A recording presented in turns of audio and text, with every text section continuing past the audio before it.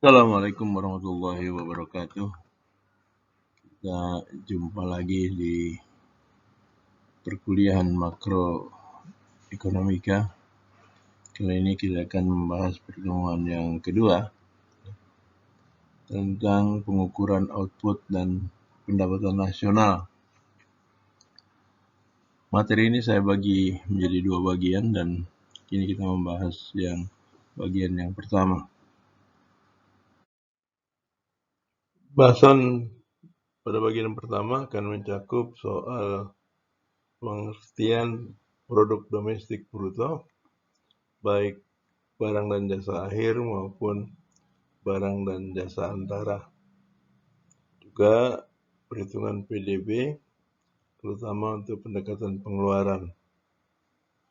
Sedangkan untuk pendekatan pendapatan, kemudian PDB nominal versus PDB real, dan keterbatasan konsep PDB akan kita bahas pada bagian yang kedua.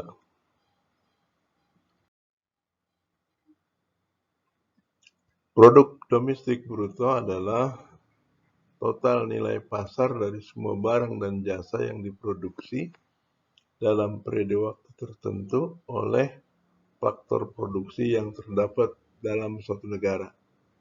Jadi ini dilihat di lokasinya. Jadi tidak peduli orang asing atau penduduk asli yang memproduksi, itu yang dihitung. Namanya gross domestic, jadi domestik, produksi domestik yang dilihat. Produksi di dalam negeri, tidak melihat orangnya.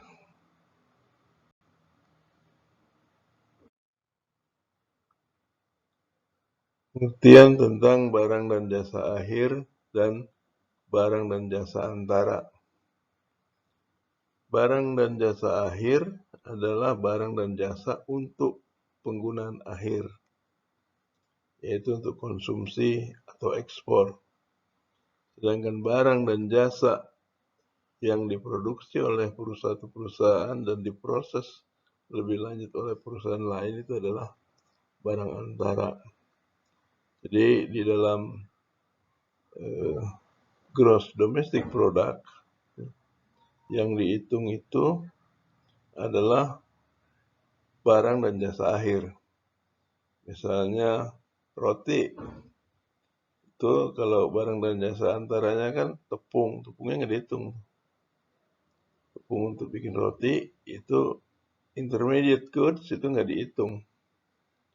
Dalam perhitungan GDP yang dihitung adalah barang dan jasa akhir. GDP tidak menghitung nilai dari barang dan jasa antara. GDP does not include the value of intermediate goods. Intermediate goods are goods used in the production of final goods and services. Itu nggak dihitung tuh barang antaranya. Yang dihitung jasa akhirnya.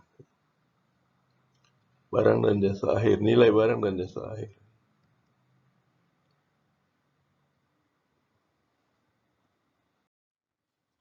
Nilai tambah itu perbedaan antara nilai barang dan jasa ketika meninggalkan tahap produksi dengan biaya barang ketika memasuki tahap produksi yang berikutnya. Dalam perhitungan PDB bisa dengan menjumlahkan nilai tambah setiap tahap produksi atau nilai penjualan akhir. Contoh perhitungan nilai tambah. Dalam perhitungan PDB bisa dengan menjumlahkan nilai tambah setiap tahap produksi atau nilai penjualan akhir. Nilai tambah penghilangan atau refinery adalah nilai jual hasil refinery dikurangi dengan nilai jual drilling, penambangan.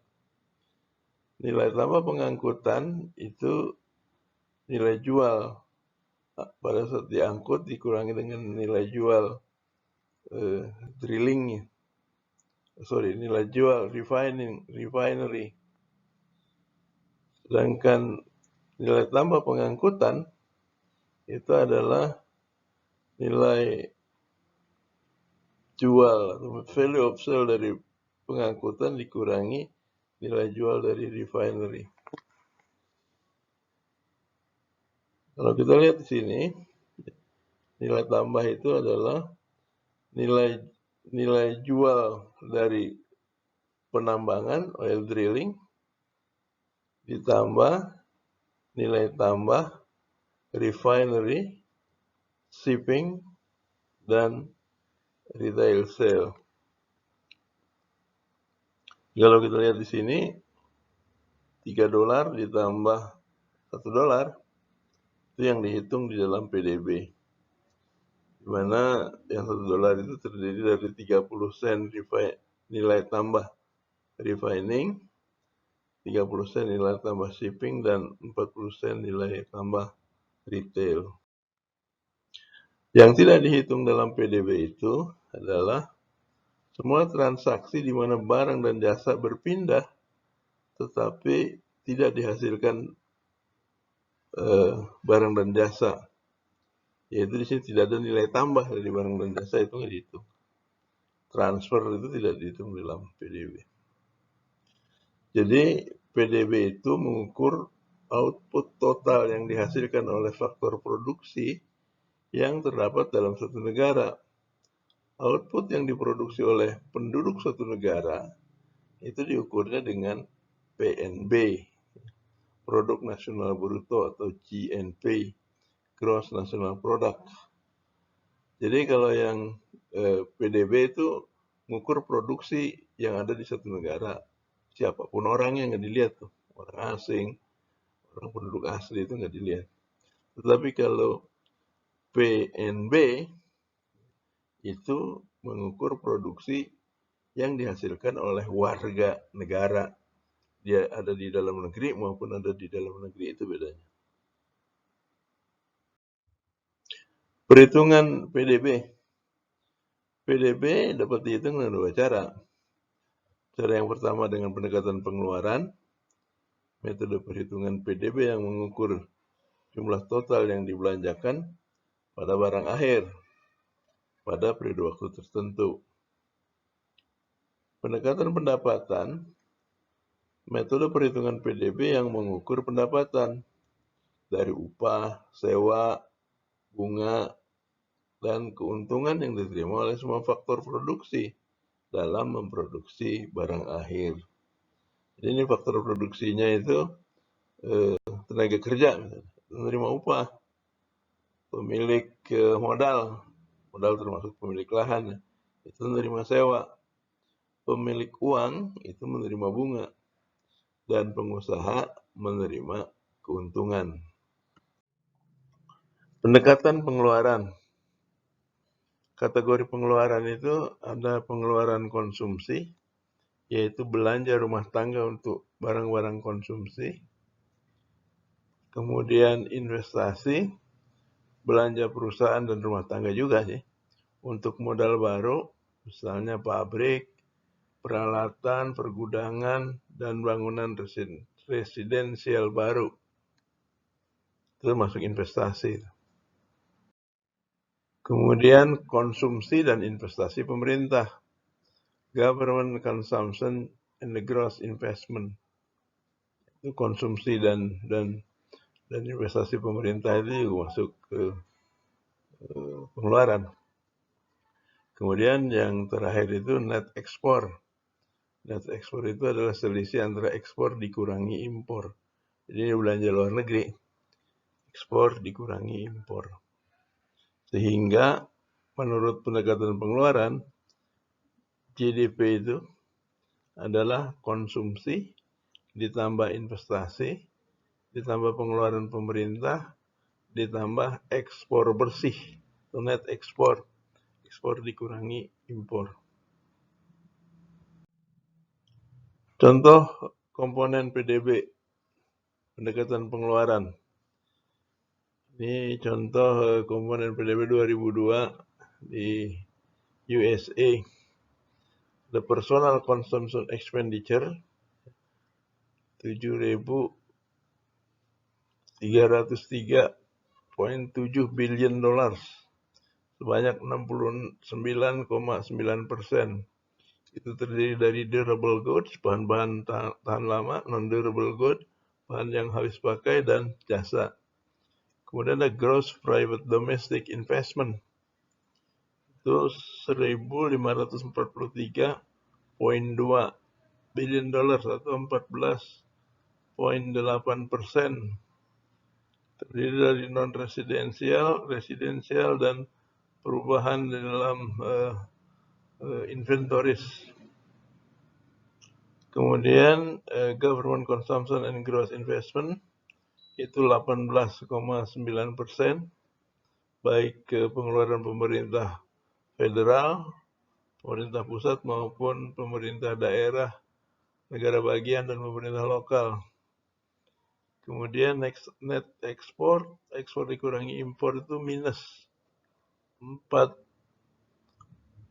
atau $423.6 billion. Jadi lebih besar impor dari ekspornya. Dan total GDP itu $10.446.2 billion. Jadi berdasarkan expenditure.